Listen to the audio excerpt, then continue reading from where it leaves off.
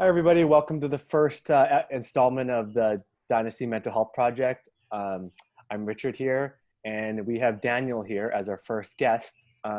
Daniel, why don't you introduce yourself to the people here? Hey everyone, my name is Dan.lin. I have been a member at Dynasty since 2016, as I kind of mentioned in my intro. I also work as a high school counselor as well as a registered clinical counselor. I kind of have a cool perspective on both public and private sector counseling, and I hope to talk about that today. I think that it's really important to discuss mental health because I think that it's affecting maybe more folks during this time. And I'm going to highlight a few different things that I think are important. And yeah, I'm excited that Dynasty is wanting to get involved with this. Well, I want to thank you for coming on. I think a lot of the topics and stuff you're going to bring is going to be very interesting for a lot of people. Just want to start, how are you doing so far? How are things going?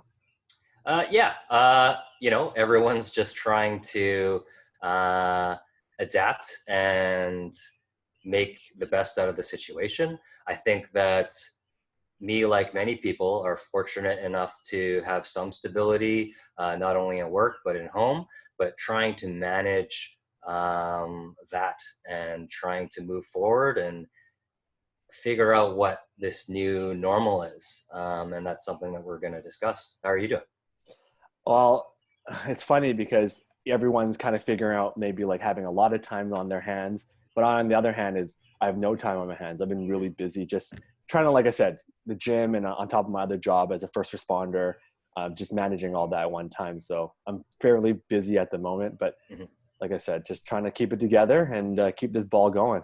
So I think it's great that you're also taking a different look at supporting not only members of the gym, but also a different take on the role that Dynasty can play in people's lives. And we're going to talk about that more. But I think that's, a crucial part of our conversation today. Yeah, I mean, been doing this for a while, and like as you know, I do the weightlifting coaching, and I used to do CrossFit and stuff. And one thing I've learned as I've been deeper, like in the game, quote unquote, is like mental well-being is super like important. Like when it comes to the highest levels, that's really what separates it, whether it's mental well-being for yourself as an athlete or just mental well-being overall. So that's why it was something I thought would be very interesting to cover. And I think it's been maybe underserved by the gym community because obviously we're about physical fitness, but in the long term, mental fitness goes hand in hand with that. So that's kind of how I look at it. And I hope, this little project is going to be insightful for a lot of people. Yeah, I think really seeing that it's multiple disciplines that really hold people up, and the physical side is one part of it. I think that it's really important for people to recognize that, the importance of physical health and how much people care for that these days. It links to mental health as well, and spirituality, and all that is connected. And we're going to talk about that today. I think that where I wanted to start was that I wanted to acknowledge that we're gathered on the traditional, ancestral, and unceded territories of the Coast Salish peoples, the Squamish, Tsleil-Waututh, and Musqueam nations. I think that it's important that if we're going to talk about something as personal as mental health or as personal as psychology for people, it's important for us to know where we come from, how that impacts our journey as we go along, and how it impacts where we're going to go. And I think that's the disconnect that a lot of people are maybe feeling right now, is the uncertainty of the future. And of course the unknown is always scary, but how do we find some sort of peace with that and be able to move forward? And I think that, as you mentioned earlier, the gym's trying to figure that out. I think that everyone is trying to figure out some sense of normalcy in this, and I think that everyone's trying, and that's all that we can ask for. Yeah, absolutely. Well, before we dive into the serious topics, if people don't know, I know Daniel for a little while, and he's all about projects. So here's my first question: what projects are you working on right now? Yeah, we're going to talk about coping mechanisms in a little bit. Definitely for me, my background was that I was a shop teacher before, and I love to build things. And as Rich mentioned, projects are super important to me. And even things that are, practical around the house. I know lots of people are doing renovations, cleaning up, doing some reorganization, which we're going to discuss about later. Uh, I also took the time to do very mundane, useless things that just keeps my mind Okay. focused on something.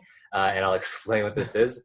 Uh, my partner brought up uh, a squirrel feeding bench, and it's basically like a small picnic table for squirrels to come. If you're active on social media, you might know what I'm talking about. Oh, I've seen But it. but basically, it's a small picnic table with a little cup in it to feed squirrels. And it was something really funny because all the other people that live in my building saw me kind of making this in my little workstation that I have outside, and just figuring out meaningful ways that I can,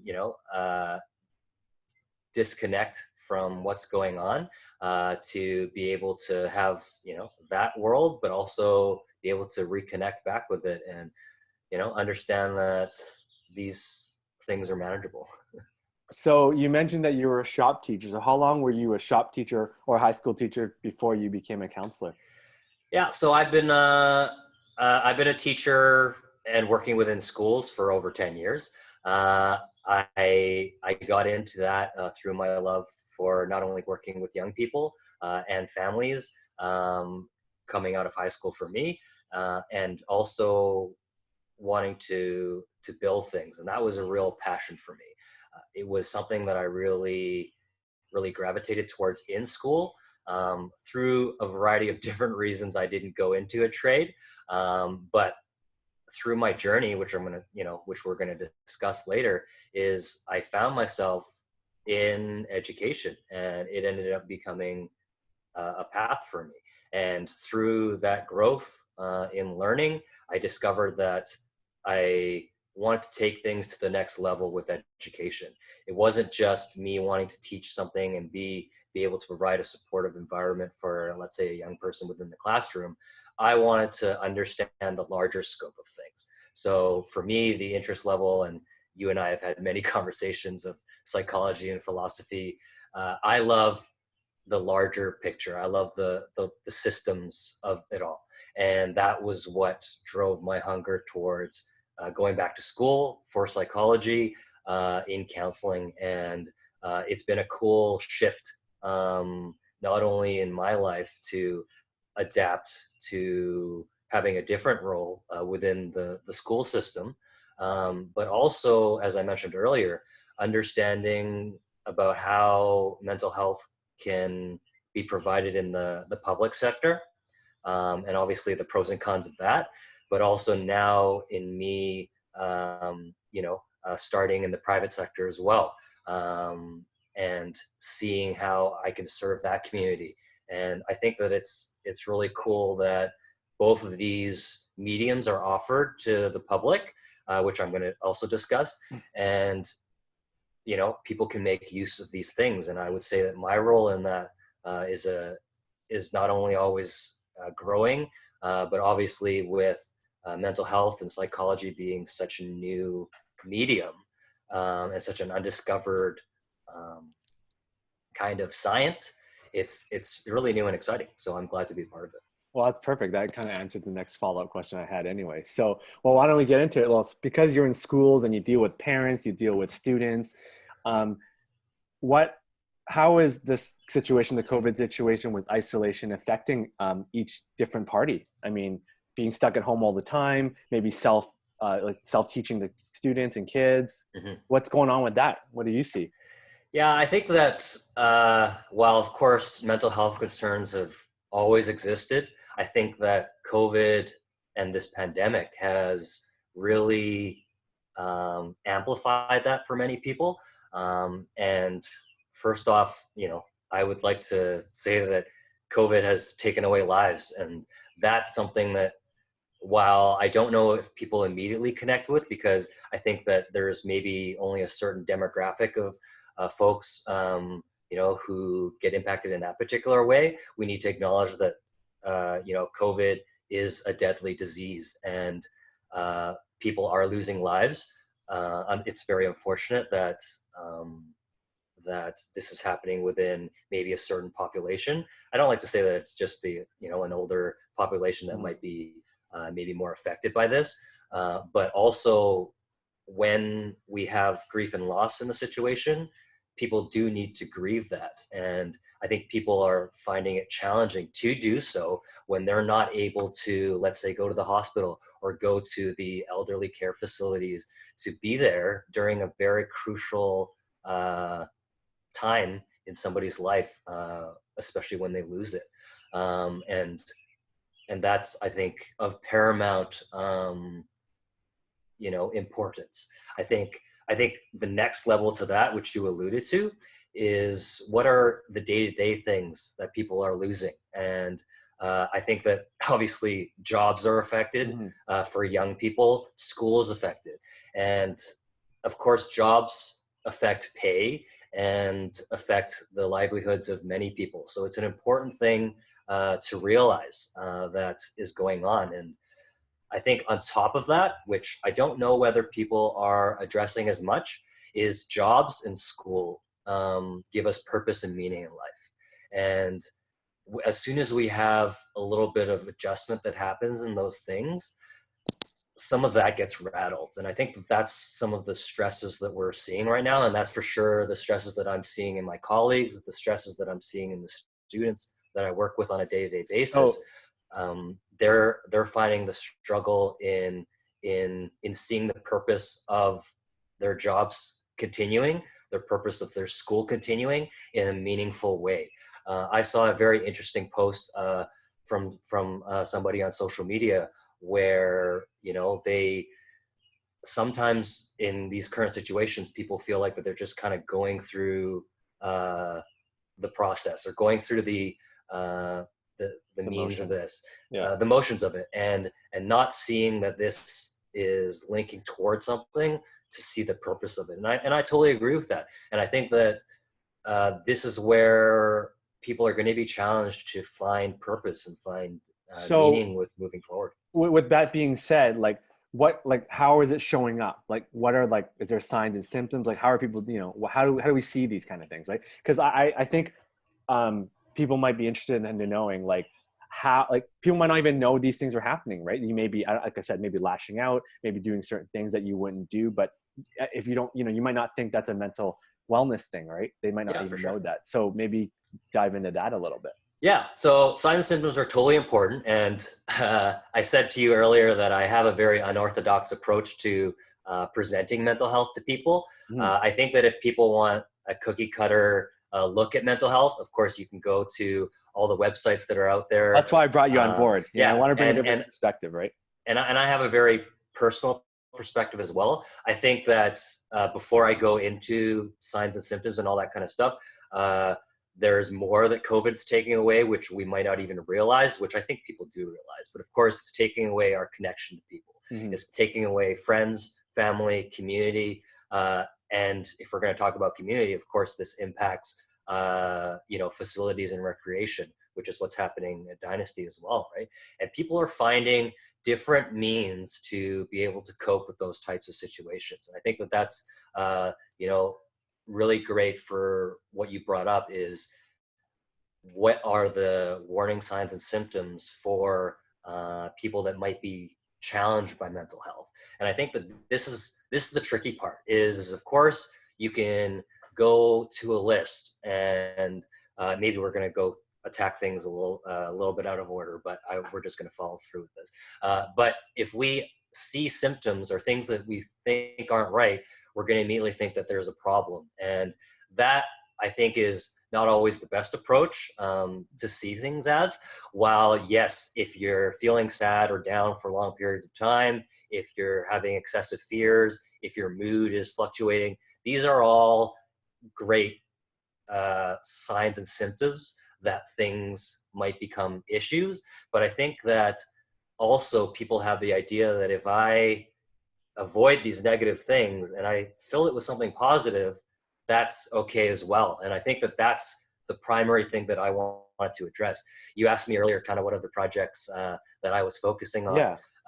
And I think that what is really important is to understand that reactive coping mechanisms are normal, and we are trying to figure out how to minimize the panic so that we're out of the fight or flight response. You know, our sympathetic nervous systems are being activated right now, and I know that in later conversations we're going to have a naturopath talk about how some of our body chemistry is impacted by some of this. So I'm not going to go into that too much, but I'm going to talk about how some of the positive ways of coping might be a band-aid for the situation, might help for now, but really you're going to need to take a deeper look into it. And what do I mean by that? I think that I see a lot of people using exercise, of course, as a positive coping mechanism. When when all this first happened, I was trying to take the initiative.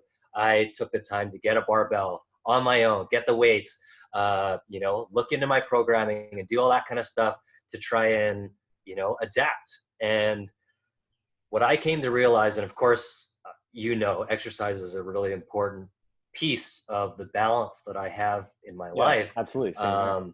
But when I was doing, my weightlifting, it wasn't the same, obviously. And it was not only not the same because I wasn't doing the programming, it was not the same because I didn't have my training partners there. It was a different experience. And it took me a few weeks after doing it to realize that, hey, although my goals of, let's say, working out 4 or 5 days a week, it wasn't realistic. And I think that what's important for people to understand is that you're going to need to reevaluate some of these positive coping mechanisms that you have for your life and realize that it's not necessarily a bad thing for you to reevaluate, but still incorporate those things into my life. So while I still exercise, I've been able to, take it easy on myself, Yeah. to know that while exercise is important to me, with everything that's going on, it's only going to play a small piece of that, and I Yeah. can't let it take over, if Yeah, you I will. was gonna mention that. I was actually gonna say, like, because I feel like because of what's going on, people feel like they have to be productive all the time, or like Mhm. feel like really positive. And Yep. as we've talked about, I think it's okay to have down days. I mean, it's normal, Mhm. actually. Just like when we teach our weightlifting, it's like we can't lift max every day. Your Yep. body ebbs and flows, just like I'm sure with your body chemistry and all that kind of thing, right? So some days are good days, some days are bad days, and I think it goes hand in hand with with the training that we kind of teach, and with maybe what you're trying to talk about is like, exactly, when there's good days, take advantage of it. But when there's Sure. bad days, know that you might not be, up to doing something today, and that's okay too, right? Yeah, and I'm going to address some of the riding out the ups and downs of health and mental health. I think furthering the conversation of those positive coping mechanisms that people have is cleaning. I'm noticing that people are cleaning and reorganizing a lot. Yeah, yeah, yeah. And again, those Maria are great Kondo. habits. Yeah, Marie Kondoing. And again, if you watch Maria Kondo tidying up on Netflix, there is great psychological transformation that happens for folks, right? And that's meaningful work. But when it happens because you're using it as a coping mechanism, understand that it doesn't happen the same way. And that's what I Hmm, hope that people realize, right? I think that good point. we're using these coping mechanisms reactively to soothe, which again is perfectly natural and is okay. I'm not saying that all these things are bad, but we need to keep those things in check. I notice this is an important one, is I notice that people are now more than ever, which I think is important, caring for others, right? And reaching out to some Yeah. of other people who may be in a vulnerable situation.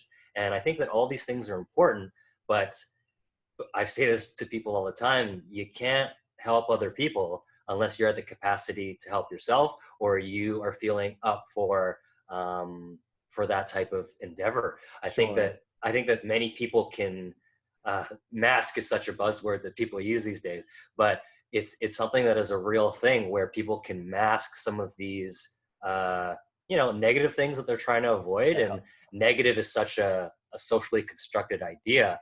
But even things like self-care, I really want to address self-care because I feel like that's another buzzword that is so common today. Is what does self-care mean though, right? I really wanted to share this story, and I kind of had it prepared.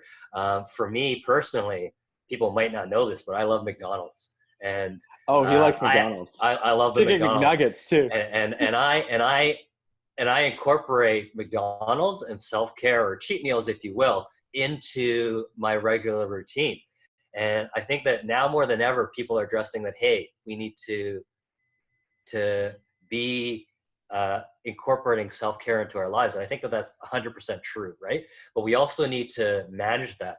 When I brought up that balance scales are super important, if for my particular example, I noticed that, hey, I'm needing to maintain my self-care 100% more, or I'm noticing that, like I would eat McDonald's maybe every other week, or, every week if I was having a tough time, right? Yeah, yeah, yeah. But if I'm noticing that I'm eating McDonald's a few days a week, or if I'm recognizing that, hey, I need it daily, that's where you need to reevaluate, pardon me, where self-care, becomes something else. And I think that that's an important thing to really address.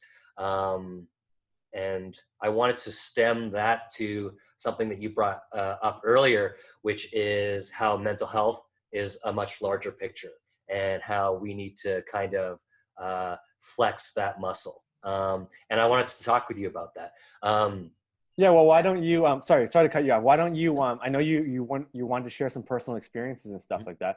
Maybe you could dive into that and incorporate what you kind of want to talk about, and then go into that if that works for you.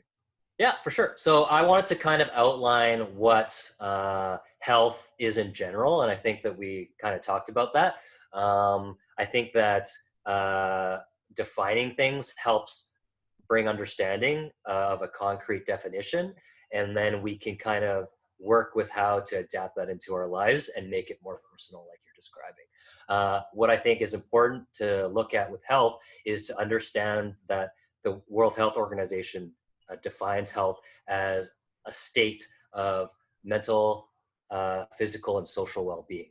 And it's kind of a three-headed kind of monster that you need to have functioning, and you kind of can't function without one of the other things. And I know that you're a movie person, and I was kind of thinking of different movie analogies, and I was thinking of in the Matrix, where they were describing about if you die in the Matrix and your mind is connected to the Matrix, does your body die? And they said yes, right? Because your body can't survive without the mind, and about the consciousness and the spirit that exists. And I think that's important to realize that with the gym.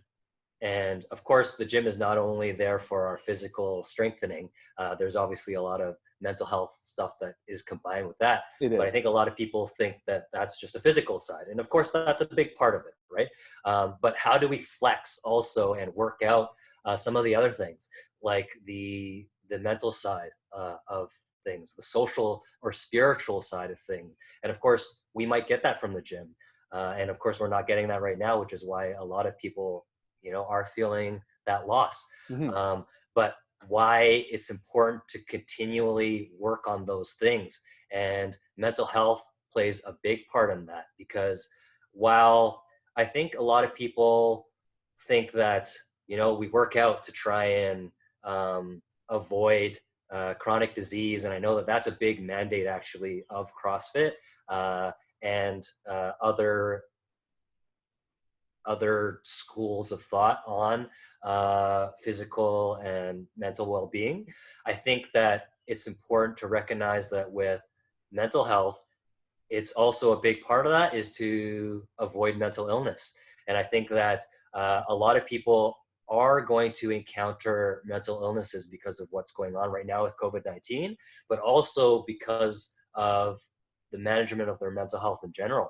And if we can give resources to people to maintain a manageable mental health and to be able to flex that mental health muscle, they're able to cope with challenges and be a little bit more resilient. And that to me is the definition of what mental health is, because mental health is not just positive, as we alluded to earlier. It's being able to tackle and handle some of these negative Well, things. I know, but sometimes there's a stigma about like not, Yeah, showing maybe you're weak or you're not doing well. Like, maybe how do you address that?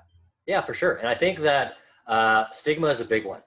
Stigma, and we're going to talk about uh, judgment and guilt and fears a little bit later when we get a little bit more personal. But I think now is a perfectly time to get personal as well in talking about Yeah, why don't stigma. you dive into that? Yeah, I think for a lot of people, especially with mental health, stigma is a big thing that's a hurdle.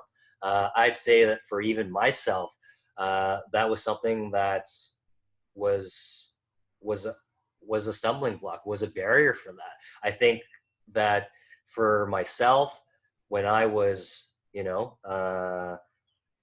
when I was a kid growing up, I'm a person that comes from a Chinese or Eastern background.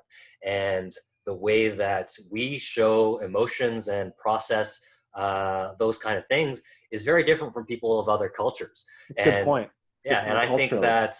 I think that the way that I was not only taught both socially when I was growing up, but also through the generational stuff that happened to my family and my parents, uh, I continue on with that, and understanding that you know uh, mental health. Some people think is a Western practice, right?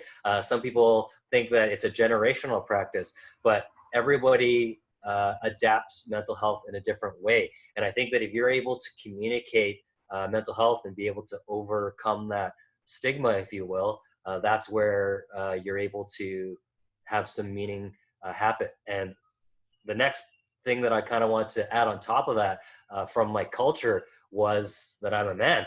And I think that that needs to be addressed. And I think with all the stuff that happens regarding gender and equality and equity today, these are things that are important to Hmm. discuss. Um, and although a lot of people like to define what toxic masculinity and other buzzwords like that are hot things to talk about, I think how do we make that real and how do we make that approachable for people, right?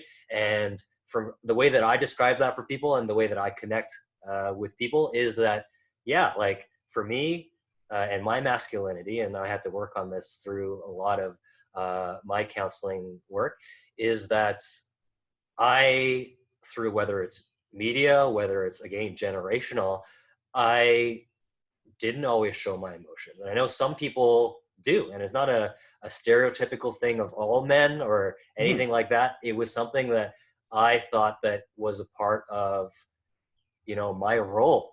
And of course, it was a positive thing because, I was able to be resilient in difficult situations, but it's also can be a negative thing because I was not as forefront with challenging things in my life. I was not as open with some of the things that I was struggling with and being able to talk about those feelings. So I want to explain how everything has a balance and everything has a pro and a con, and is not just saying these buzzwords, which is why I wanted to allude to that, because I think that we need to have these important conversations, hopefully in a longer form context like this, to be able to understand how to actually apply these things, which I think are totally important Hmm. in real life, and not just have them be, social or political things that people mention. I mean, I think you saying the buzzword thing brings up a good point. Like, at least it's being mentioned, but like what you're trying to say is let's try to dig a little deeper, right? You know what I mean? And again, uh, I think with the way that social media is, and of course, I, like everybody, we're spending a lot of time on social media. That's our way of connecting because we haven't connected with our friends and family in a while, and that's part of our coping strategy, reactively, to to manage all of this, but also understand that. the way that we process information and the way that we interact is changing because of this, right? Yeah. The way that we get all this stuff, I think I mentioned it earlier, is people are searching for something. People are searching Well, for different things to try, which I think is great, right? But I think it needs to be purposeful, just like the programming at the gym needs to be purposeful, just like the work that I do with my clients needs to have a goal or needs to be reevaluated. I think that while, and I don't like to knock on, like different strategies that people are trying, but let's say just writing down 3 things that I'm grateful for. Let's just say I'm noticing a lot of that stuff going on social media. Yes, it is important to look at the bigger picture, look at how outside stuff may be out of our control, but it needs to be managed in some way, right? You need to understand that writing down those type of things is important, but understand that the purpose of that is to refocus it on yourself and reflect on why that's grateful for you and why you're grateful for that and why some of the things that are going on in your life are really important and what is important to you. And I think that the more that people can realize that, hopefully it's great that all these initial strategies are out there to help to start that so conversation into how you can really do meaningful work and not just put a band-aid on some of the things that people are I going mean, through. I know we don't have like all day to talk about that, but how are some like maybe ways to kind of, like I said, maybe do something a little more meaningful? I For think sure. your point is a great point where, you know what, people are doing these things and it's a great starting point, but how do we maybe dive a little deeper to really maybe solve the issues that we're trying to solve?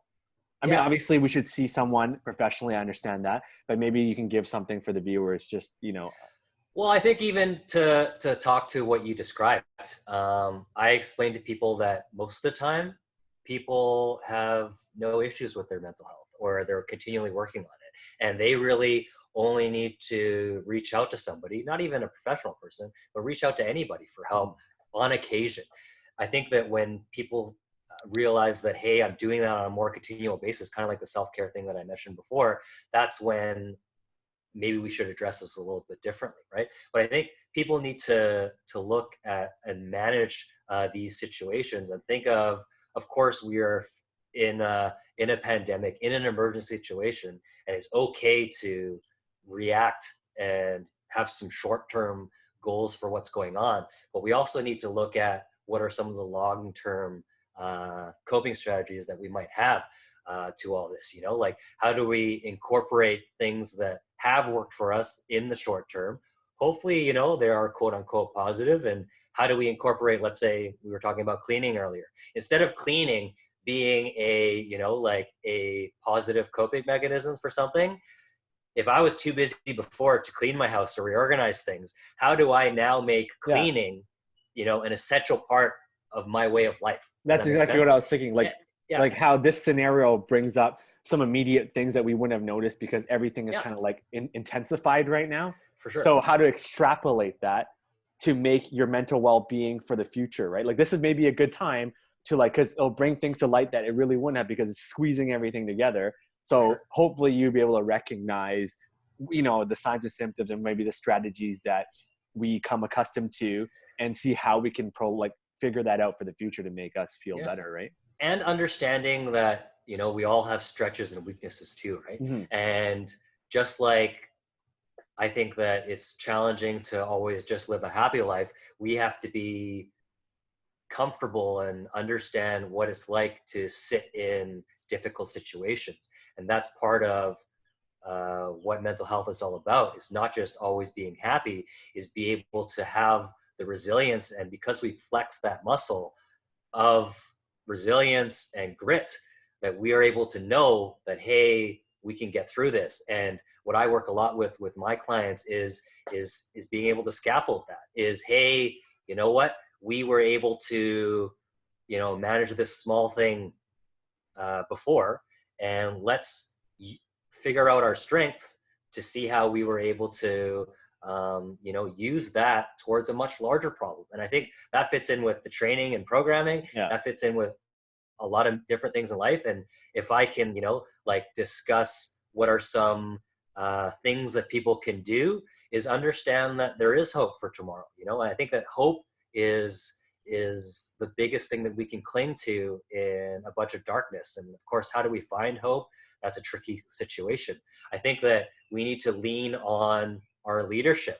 I know that this is a tricky thing to discuss, because while we're kind of in our caves because we're meant to be in self-isolate, or not self-isolation, but we're meant to be social distancing, it gives us a lot of time to condense ourselves in our own thoughts, and we're maybe like not as open to other people's ideas, and we're becoming increasingly sensitive to what we like, what we don't like, and about ideas and even other people. And I think what Bonnie Henry had mentioned, on every single one of her press conferences, is to be kind. And what does it really mean to be kind? And of course, be kind is another buzzword, but what does it mean to be kind? Does it mean to, to leave people alone, to just be nice to people? It means to, to me, to have empathy for somebody else's situation, to know that everybody's situation is also different, to know that everybody is struggling to some capacity. I didn't really touch on this earlier, but something that I discuss a lot with my clients and people right now is that is Maslow's hierarchy of needs. And different people are experiencing different things right now. And a lot of people are struggling with the basics. Yeah, survival. Of, survival. And of course, if you don't have that survival, you're not able to manage your mental health. No. These are the issues that are arising. So as soon as you're able to, and the government, of course, involved, the system is involved in helping this. We are not going to let people fail. It's going to happen slowly, but, people are getting subsidized for things. So hopefully that as soon as that need is met, you can move to the next thing. And I think that where, a lot of people are struggling with is that, hey, maybe I'm not going through these things. I mentioned earlier that, I have a job. I have, a house still, like I have a place to live. There are people that are still struggling, but understand what I try to explain to people is that wherever you are on that Maslow hierarchy of needs, and I encourage people to Google that, is that problems are still problems. First people problems are still problems. And that's what and while we try to push that aside, because yes, there are people with more serious problems, we need to address those things that are issues for us, so that we can make them manageable. Well, one last thing that I know that you wanted to bring up, which kind of I think wraps this all up together, is you talking about judgment and shame, because we want to be able to talk about this stuff, but I know you wanted to bring this up. This is something you're passionate about. Yeah, and I think that's where that makes this more real for people, because judgment is all about social norms, and I think that we need to manage our personal thoughts and whether those align with social norms. And social norms is such a vague thing as well. Is it the social norms within our little group? Is it the social norms within society? What that looks like. So, and that influences our thinking, influences our behavior, and influences our psychology. So I think that it's important, if we're going to talk about judgment, for us to take a look at where we get our ideas of social norms. So I definitely tell people with caution to, take a look at where you're getting your information from, social media, the news, all that kind of stuff. Manage that slice of stuff. Of course, we can't turn off the news completely. I know some folks think that they want to do that. You need to be informed. But again, like, we need to manage that. The next point about that is managing guilt. I mentioned earlier that everyone's going through something different, but guilt comes from moral conflict. What we see is right and wrong. And right now, while I mentioned in our kind of caves, social distancing, people are getting hyper focused in what their ideas of right and wrong are. Like, am I going to say, hey, that person's not wearing a mask, like, I'm going to instantly guilt them, or I'm going to judge them for it. Like, everybody is at a different place with this. So I think that it's important to realize that the world is very black and white at times, and also the world is very gray. And uh, while that is difficult to process for some folks, it needs to be addressed. The last one is fear, which I mentioned. And of course, fear is one of those big ones that people are experiencing because the fear is very real.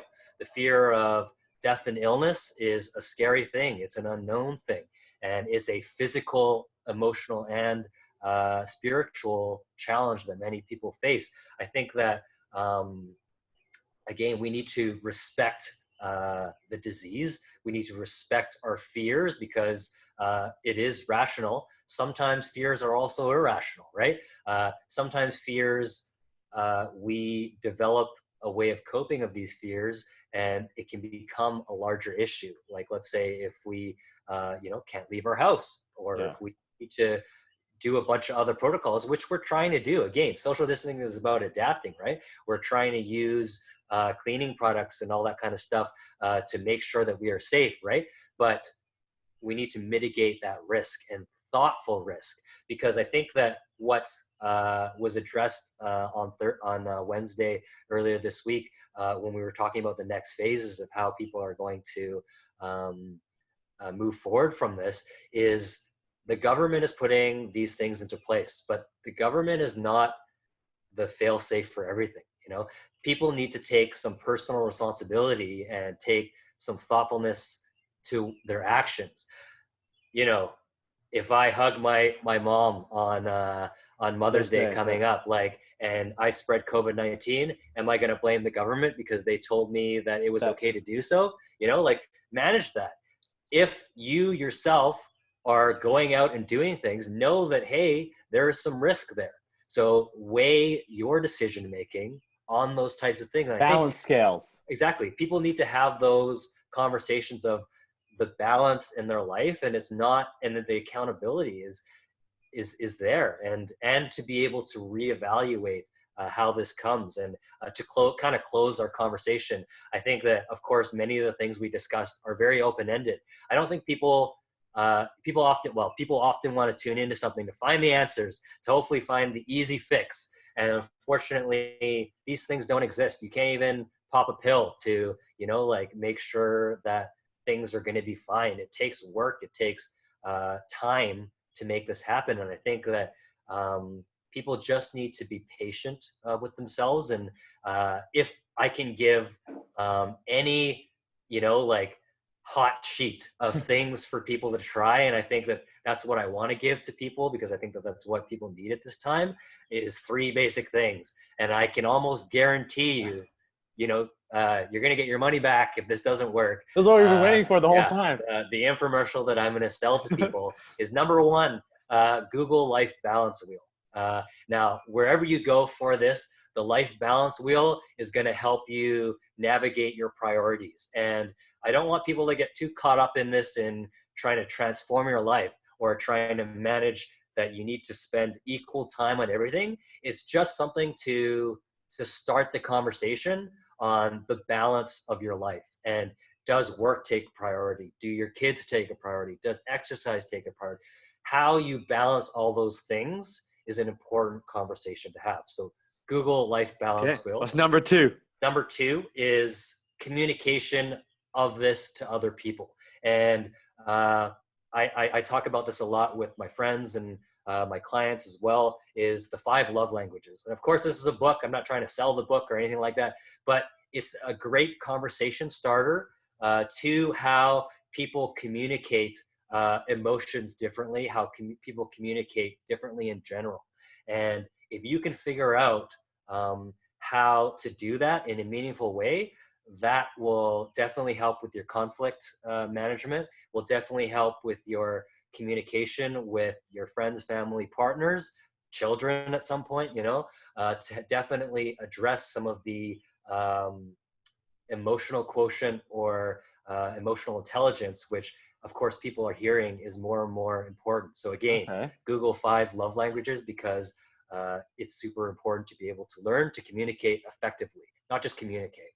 Yeah. The third and last one, which I think is super important, is find someone to keep you on track and find someone to hold you accountable. I think that, Accountability. again, all these principles that I'm trying to talk about, work in health, work in mental health, they're, I hope people realize that these are principles that are simple, and they're not things that you need to go see a counselor about, or, you know, like seek a mental health, you know, you don't need to do that.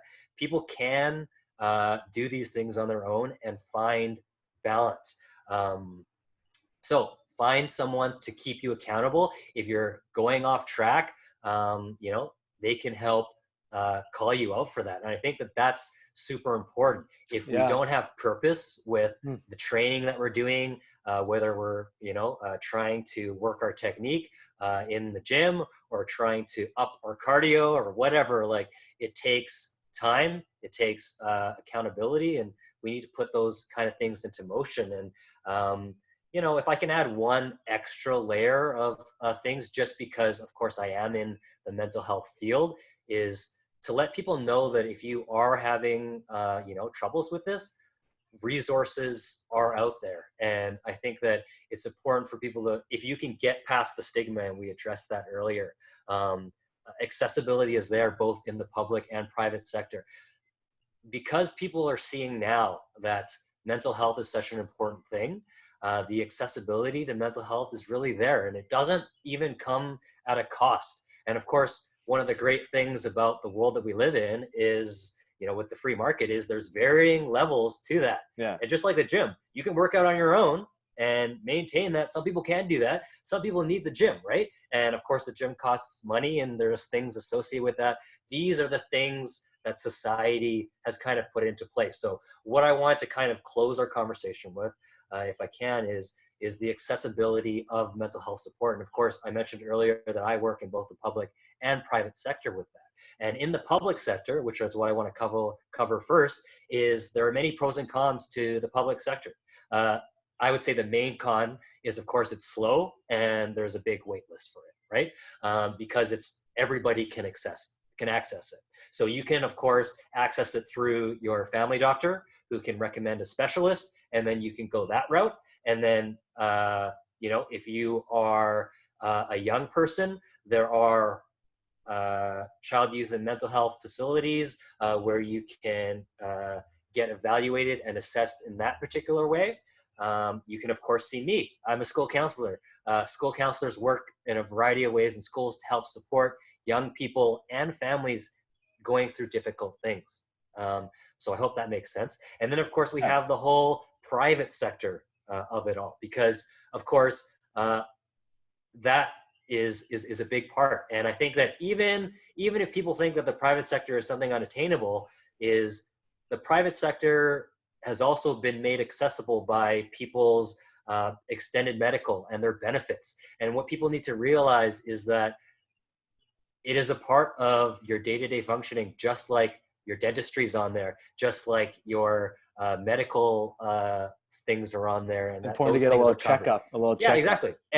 And there is coverage for those things, and you can go and see a psychiatrist if you need to, you know, if medical drugs or psychotropic drugs can play a part in that. You can see a psychologist or a clinical counselor, or, you know, some kind of therapy like that. There are these available for folks, and I think that people need to see that the accessibility is there. I think that for the main thing is the stigma that we talked about earlier. I think that the more people can address that in their lives, the Easier more it that is. people can start to make that leap towards the meaningful change. And again, hopefully it's positive. I don't like to think of things as being positive and negative, because that is, you know, a very binary way of looking Yeah, at it puts it. things on Like, sides. yeah, 100%. like I prefer to look for meaning, look for purpose. And if you can find meaning and purpose through things, that's the greatest thing that I hope people can take away from Oh, I think that's a perfect way to end it right there. Mm-hmm. I have one little thing just to end off fun, a little rapid fire question. Use answer, whatever comes out, just to, you know, lighten things up a little. Okay. So Sure. here we go. Texting or talking? uh, Right I away. am Let's I am go. all about talking, especially at this point in time. Favorite day of the week? Favorite day of the week is Wednesday because it's in the middle and it breaks up the weekend. Favorite city besides the one you live in? Uh, I'm going to trump that answer. I'm Okay. a Vancouverite, live or die, West Coast for life. Nickname. I have many nicknames. Give me one. Give me one. Right off Many the bat. nicknames. Danimal is the one that I've been graciously given at Dynasty. Hopefully, it's because of the tenacity and the way that I approach things in the gym. All right. Would you rather be able to speak every language in the world or talk to animals? Oh, that's a good one. I think with what I love to do is I love to communicate with people. So if I had the ability to communicate with more people, I would love to do that. So How long does it take you to get ready? I am a person who really believes in Grooming.